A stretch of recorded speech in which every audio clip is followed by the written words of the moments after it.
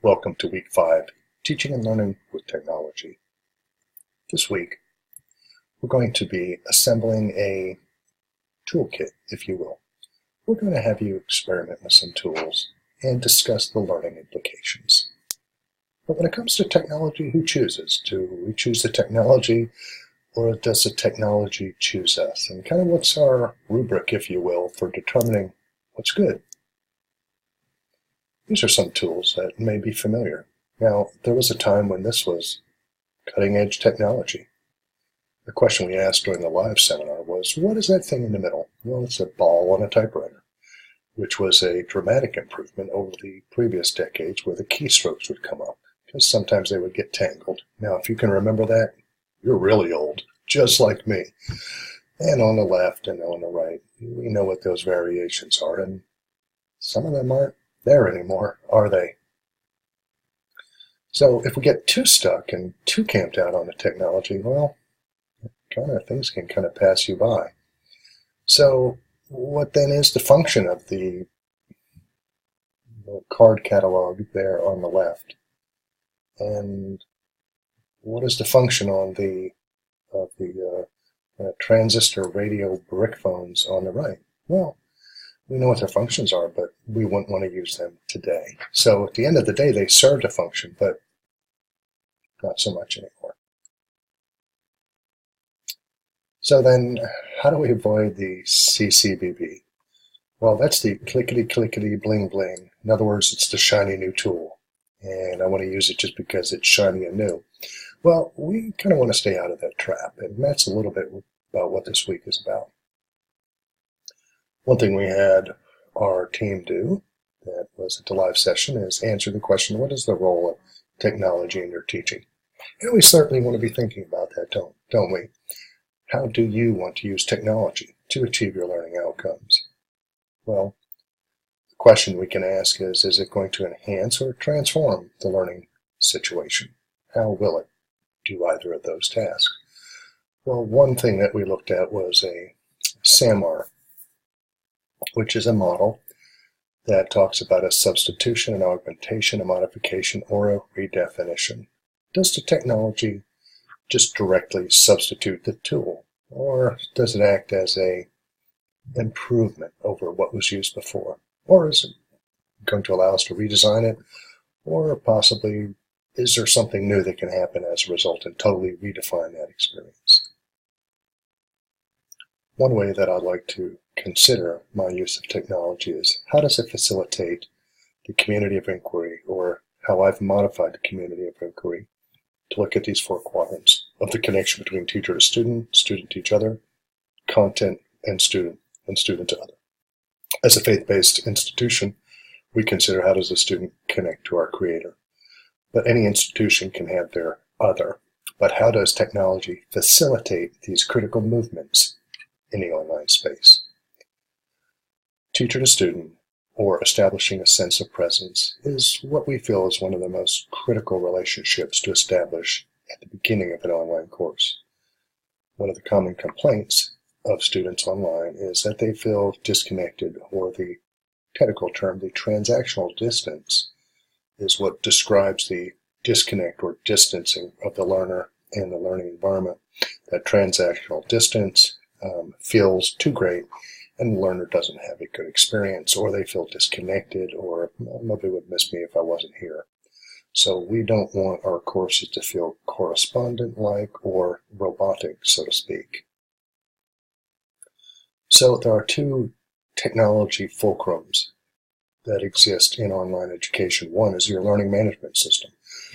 We use Canvas, but Moodle, Blackboard, Sakai, D2L, there are other free software, OER, Google Class. There are a bunch of different possible learning management system fulcrums from which you can operate. So you want to look at how the learning management system functions to create these connections, what other technologies that can be linked to them, or what other technologies can be brought in through an LTI integration to enhance the learning management system's ability to complement these 4 quadrants. The other fulcrum is how is the content in an online class consumed. is housed within a learning management system, but the learning management system can have an app, and it can be consumed on a laptop, on a desktop, on a phone, on a tablet, on a watch. There are many different ways. So you have the end user who is consuming or interacting with your learning management system, and they are interacting with it that way, or they are interacting with the LMS via their smartphone. Now, the second screen is, and you're probably very familiar with this, where a learner engages with information, and they're at the movies, they're at a dinner table, they're having a dining experience, but you look and you see them engaged with their phone. Well, this can be distracting and it can be impolite, but it also describes a phenomena that you'll see in most student union buildings or Starbucks, where somebody is interacting with their desktop or laptop or their input of choice, but they're using their smartphone or other device to augment that experience. Statistically, students, adults, are consuming and interacting with digital media almost 6 hours a day, and you can see that the highest percentage is through their mobile device. So it really pays us to consider, as we examine these 4 quadrants, how they're going to be consumed through the device. Most of your learning management systems have an app, and I would recommend highly that you use that to engage students in your online class. Now let's take a look at some technologies as we go through the quadrant, and we'll look at one that goes from student to content. First, this is an example of an activity I do in an online class where I have students look ahead. I have them create a banner. So I have the students sign up for the next week, and they do this throughout the semester. Well, they'll sign up for the next week, and they will create a banner that synthesizes the content for the upcoming week. And it serves many purposes. It's an advanced organizer. It caters to the visual consumption habits that we have, and it also transmits very well through a mobile device.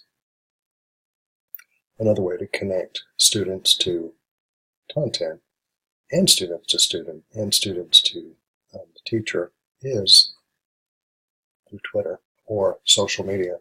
Now, you typically introduce social media into an online course, and you essentially are going to have somebody, and perhaps you, saying, well, I don't know if I want to go there. Well, I don't allow students to befriend me on Facebook. But Twitter is more of an academic space, but believe me, you have your share of controversy and pictures of cats there. But a question I asked in the live session was, what is the fastest growing group of Twitter users? And you may take a look at that, but the fastest growing group is E. It's your 55 to 64-year-olds, because we're chasing them all off of Facebook. But they say necessity is the mother of invention, and whether the technology, regardless of what the medium is or how to get there, if people want to arrive at a space, they're going to get there. So if people want to interact with our online course through a device, and social media is a big part of their digital vocabulary, it behooves us to consider those spaces as well. Interestingly, in one of my online classes I teach called Grading on the Web, one of my students caught our hashtag ahead of time and posted a question, which can kind of go either way, right? Just wondering why a literature review in a web class called Grading on the Web. And I responded to her, yeah, I got the answer, as you might suspect, but why do you think it's there? To torture us. Well, that set levity and a different level of permission than if this would have landed in the course forum, question forum, the first week of class in the form of a complaint. So it can also help preset the culture of the classroom. Here, as we look at teacher to student and some other aspects of the quadrant, I'm going to show you a page called Popular Me. And it's going to allow you, and I put this link in the announcement after the live session, but it's going to allow you to nest and host a lot of different media formats for your students. And Popular Me is responsive, so whatever you view, whatever device you view it on, whether it's on a tablet, whether it's on a phone, you will be able to view it in an appropriate and compliant manner. Let's look at student content and ask this question. Is this stuff cool, or does it really cause learning? Because at the end of the day, We need this to help us to accomplish our learning objectives and our learning outcomes, right? I'll give you an example of one way that we use technology to accomplish an outcome. Okay, here's how technology can help the online classroom get outside the classroom walls. What you're seeing here is a picture of the Abilene Public Library. Right in front of it, you can see a truck. A little white space behind that sedan there is an alleyway, and if you cross that alley, that's off screen there, off the picture, is where the handicap parking is. And in handicap parking, you have to get out, kind of cross that alleyway, and then walk down, whereas somebody could just pull up in a truck or walk right in the front. Well, the assignment in the class, as an online class, and this could be done for face-to-face as well, was go out into the city of Abilene. It was an online class, but it was all on-campus ACU students. And it was to go out in the city and take a picture of injustice and put it into the course, the learning management system, into the course, and then look at it in the discussion forum and vote on it.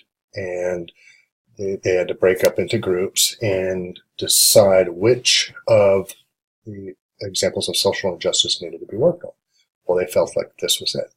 And, it has been worked on for quite some time. Finally, they managed to, in quick fashion, they hadn't been the first people to pick this up, but they did move forward with a plan and got this in front of City Council, and in very short order, the handicap parking was put right in front of the library. But if you imagine, if you have an online class and you have 20 students and they're in 20 different geographic locations, and you're talking about injustice, you have a far reach with an online class, but it's not always in the LMS. Sometimes the technology can help you take the course out into the world as well. Not just once it's learned, but while the class is happening as well, so you can interact with the community. Another affordance of technology that I like to use in an online class is called a ZMAP. And you just put this in the beginning part of your course, and everybody can kind of log where they're at. And then you get a little bit of a visual image or representation of where the class members are located. But that will just continue to facilitate the teacher to student and student to student connections. Another affordance of technology when you're talking about connecting student to content is how you're going to participate in feedback. There's an interesting article, and I think I put this in the popular media link that you have, but if not, let me know. Called Are You Listening, Please? And there's much research on this, but one way to connect with students is through audio. And oftentimes, it kind of works both ways. Number one, students, research will show how much a student will not listen to feedback that's written, because they get so much text. They just kind of look at the grade, and you've graded papers where students continue to make the same mistakes over and over. Well, audio feedback mitigates the kind of the blow-off effect, right? Another benefit is a student often will go out and participate in something experiential, especially, if you're a social work major, sociology, or really any major, you go out and do an interview or experience something. Well, and then you come back and write a paper. Well, if it's due the next week, you'll wait till the night before and do it. And a lot of the emotions, a lot of the feelings and thoughts are kind of gone. But you can also have students record a paper, because one of the things that we are always worried about, right, with technology is students spend so much time texting and typing that, where is the articulation, voice inflection, and just good speech? Where is that going? So this is another way for you to allow legacy habits and things students will need when they leave here to continue to be built upon in the course. Now, one of the ways I like to do that is through audio applications like SoundCloud or AudioBoom, which I've already used in our course. And I drop that into the beginning of a module or the beginning of an assignment. I can use it as feedback, or I can allow the students to use it to synthesize information as well. Some things to consider when you're using a tool is it ADA compliant? What are the copyright laws on this? Is it responsive? In other words, can I see it on a device regardless of the device in the same way? And who is my end user? And what are the implications for that end user? In other words, if this is a This is a class and all my students in that are going to be 60 and over, I may not want to focus a lot on a smartphone just because of thumbs and eyesight and habits of older learners. So who is my end user? And will the use of this tool support the stated learning objectives, or is it just the CCBB, right? Clickety, clickety, bling, bling. Will the students or I be able to use it, or will it cause undue frustration? We only have so much chips a day, right? I only got so much time I can give you in this particular course or this particular assignment. And if I'm going to use up 5 of the 10 chips I have on figuring out this dang technology, well, I may not be achieving my learning outcome. So is it user-friendly? And will this tool support the 4 connection points in an HSU course? Insert your university there. How is the tool functioning to back and support my theoretical and evidence-based approach to an online course?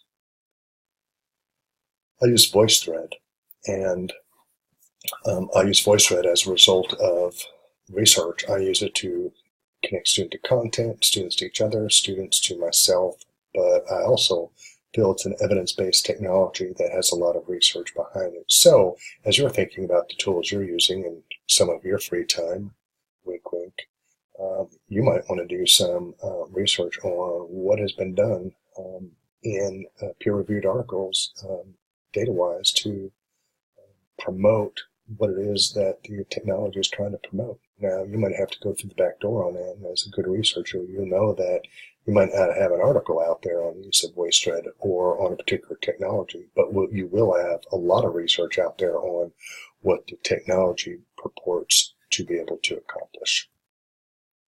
So this week, you will be looking at some online technologies that can support what it is you're trying to accomplish. And then in our discussion forum, you're going to be sharing that and providing each other with feedback. And if you have any questions and you're listening to this kind of on demand, please put those in our question queue. Thank you so much.